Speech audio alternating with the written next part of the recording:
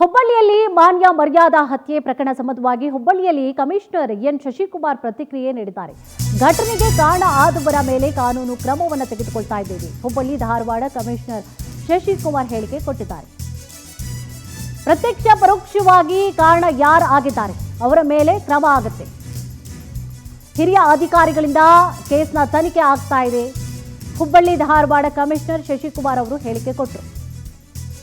ಮರ್ಯಾದಾ ಹತ್ಯೆ ಪ್ರಕರಣಕ್ಕೆ ಸಂಬಂಧಪಟ್ಟ ಹಾಗೆ ಹಿರಿಯ ಅಧಿಕಾರಿಗಳಿಂದ ಕೇಸ್ನ ತನಿಖೆ ಆಗತ್ತೆ ಅನ್ನುವಂತಹ ವಿಚಾರವನ್ನ ಎನ್ ಶಶಿಕುಮಾರ್ ಪ್ರತಿಕ್ರಿಯೆಯನ್ನ ನೀಡಿದ್ದಾರೆ. ಮಾನ್ಯ ಅಂತ ಒಂದು ಹುಡುಗಿ ಸೇರಿದಂತೆ ಇನ್ನು ಕೆಲವರಿಗೆ ಮಾನ್ಯರ ತಂದೆ ಮತ್ತು ಅವರ ಮನೆ ಕಡೆಯವರು ಹಲ್ಲೆ ಮಾಡಿದ್ದಾರೆ. ಆ ಹಲ್ಲೆ ಮಾಡಿದಂಥ ಸಂದರ್ಭದಲ್ಲಿ ಮಾನ್ಯ ಆ ಹುಡುಗಿ ಸುಮಾರು 20 ವರ್ಷ ವಯಸ್ಸಿದೆ.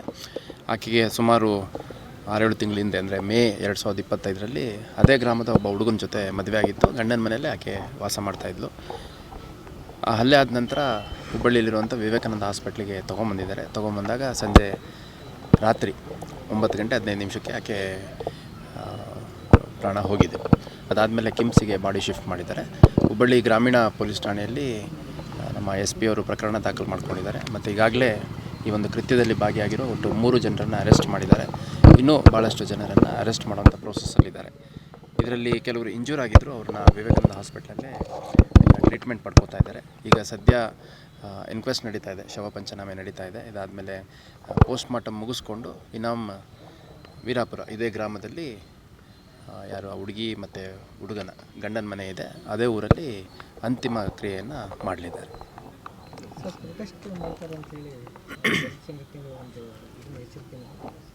ಅಲ್ಲ, ಈಗ ನೋಡಿ, ಇದು ಭಾಳ ಒಂದು ಘೋರ ಕೃತ್ಯ.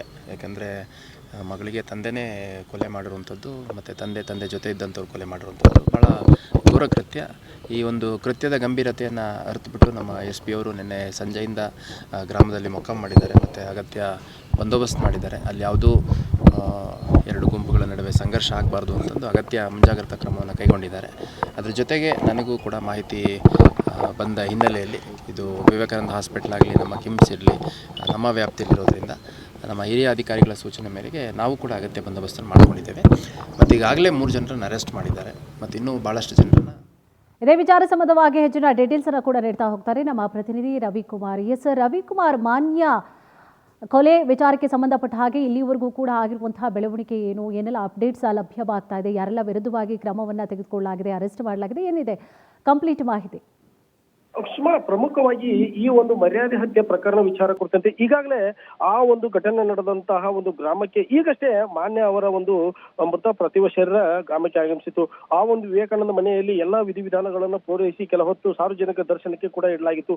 ನಂತರ ಈಗ ಗ್ರಾಮ ಮನೆಯಿಂದ ಆ ಒಂದು ಊರವರೆಗಿರುವಂತಹ ಗ್ರಾಮದಲ್ಲಿ ಎಲ್ಲಾ ರೀತಿಯಾದಂತಹ ಅಂತ್ಯಕ್ರಿಯೆಗೆ ಬೇಕಾದಂತೆ ಎಲ್ಲಾ ರೀತಿಯಂತ ವ್ಯವಸ್ಥೆಯನ್ನು ಮಾಡಲಾಗಿದ್ದು, ಅಲ್ಲೇ ಒಂದು ಅವರ ಜಮೀನಿನಲ್ಲಿಯೇ ಈ ಒಂದು ಅಂತ್ಯ ಸಂಸ್ಕಾರ ನೆರವೇರಲಿದೆ. ಇನ್ನು ಈ ವಿಚಾರ ಕುರಿತಂತೆ ಕೂಡ ಈಗಾಗಲೇ ಪೊಲೀಸ್ ಭದ್ರತೆಯನ್ನು ಕೂಡ ಆ ಗ್ರಾಮದಲ್ಲಿ ಏರ್ಪಡಿಸಲಾಗಿದೆ. ಇತ್ತ ಈ ಒಂದು ಪ್ರಕರಣ ಸಂಬಂಧಪಟ್ಟಂತೆ ಆ ಒಂದು ಮಾನ್ಯ ಅವರ ಒಂದು ತಂದೆ ಸೇರಿದಂತೆ 3 ಈಗಾಗಲೇ ಪೊಲೀಸರು ವಶಕ್ಕೆ ತೆಗೆದುಕೊಂಡು ಆ ಒಂದು ಪೊಲೀಸರ ಕಸ್ಟಡಿಯಲ್ಲಿರುವಂತಹ 3 ತನಿಖೆಯನ್ನು ಮಾಡಲಾಗ್ತದೆ. ಇತ್ತ ಇವೆಲ್ಲವುಗಳ ನಡುವೆ ಈ ಒಂದು ಪ್ರಕರಣವನ್ನು ಗಂಭೀರವಾಗಿ ತೆಗೆದುಕೊಂಡಿರುವಂತಹ ದಲಿತ ಸಂಘಟನೆಯವರು ಕೂಡ ಆ ಒಂದು ಮಾನ್ಯವರ KMC ಸೇವಾಗಾರರಿಂದ ಹಿಡ್ಕೊಂಡು ಅಂಬೇಡ್ಕರ್ ವೃತ್ತದವರೆಗೂ ಸಹಿತ ಅಂಬೇಡ್ಕರ್ ವೃತ್ತದ ಮುಂದೆ ಕೂಡ ಆ ಒಂದು ಪಾರ್ಥಿವ ಶರೀರವನ್ನು ಇಟ್ಟು ಪ್ರತಿಭಟನೆಯನ್ನು ಮಾಡಿದರು. ನಂತರ ಆ ಒಂದು ರಸ್ತೆ ತಡೆ ಮಾಡಿದ ನಂತರ ಕೆಲ ಕಾಲ ಆ ಒಂದು ಪೊಲೀಸರು ಸ್ಥಳಕ್ಕೆ ಆಗಮಿಸಿ ಆ ಒಂದು ಮೃತ ಪಾರ್ಥಿವ ಶರೀರವನ್ನು ಗ್ರಾಮದತ್ತ ಅವರು ಮನವೊಲಿಸಿ ಕಳಿಸಿದರು. ಇವೆಲ್ಲವುಗಳ ನಡುವೆ ಇತ್ತ ಮಾನ್ಯ ಅವರ ಆ ಒಂದು ಗ್ರಾಮದಲ್ಲಿ ಹತ್ಯೆ ಆದಂತಹ ಒಂದು ನಂತರ ಕೆಲವೊಂದಿಷ್ಟು ವಿಡಿಯೋಗಳು ಸಹಿತ ವೈರಲ್ ಆಗಿವೆ. ಮಾನ್ಯವರ ಮೇಲೆ ಅಟ್ಯಾಕ್ ಆದಂತಹ ನಂತರ ರಕ್ತದ ಮಡುವಿನಲ್ಲಿ ಒದ್ದಾಡುತ್ತಿರುವಂತಹ ಒಂದು ದೃಶ್ಯಗಳು ಈ ಸದ್ಯ ಆ ಒಂದು ವಿಡಿಯೋಗಳು ಸಹಿತ ಸಾಮಾಜಿಕ ಜಾಲತಾಣಗಳಲ್ಲಿ ವೈರಲ್ ಆಗಿದ್ದು, ಈ ಒಂದು ಘಟನೆ ಈ ಒಂದು ವಿಡಿಯೋಗಳನ್ನು ನೋಡ್ತಾ ಇದ್ದು ನಿಜಕ್ಕೂ ಕೂಡ ಆ ಒಂದು ಮಾನ್ಯ ಅವರ ಮೇಲೆ ಯಾವ ರೀತಿಯಾದಂತಹ ಒಂದು ಅಟ್ಯಾಕ್ ಮಾಡಲಾಗಿತ್ತು ಎಂಬ ಒಂದು ನಿಜಕ್ಕೂ ಕೂಡ ಬಿಸಿ ಆದಂತಹ ಒಂದು ಕೆಲವೊಂದಿಷ್ಟು ವಿಡಿಯೋಗಳು ಸಹಿತ ಆಕ್ರೋಶಕ್ಕೆ ಕಾರಣವಾಗಿದ್ದು, ದಲಿತ ಸಂಘಟನೆಯವರು ಸಹಿತ ಈ ಒಂದು ಇದನ್ನು ಗಂಭೀರವಾಗಿ ತೆಗೆದುಕೊಂಡು ಸೂಕ್ತ ಕಾನೂನು ಕ್ರಮ ಕೈಗೊಳ್ಳಬೇಕು, ನ್ಯಾಯ ಒದಗಿಸಬೇಕು ಪಟ್ಟಣ ಮತ್ತು ಭರವಸೆಯನ್ನ ಬೇಡಿಕೆಯನ್ನ ಪೊಲೀಸರಿಗೆ ನೀಡಿದ್ದಾರೆ. ಸುಷ್ಮಾ, ಥ್ಯಾಂಕ್ ಯು ತಮ್ಮೆಲ್ಲ ಡೀಟೇಲ್ಸ್ಗಾಗಿ.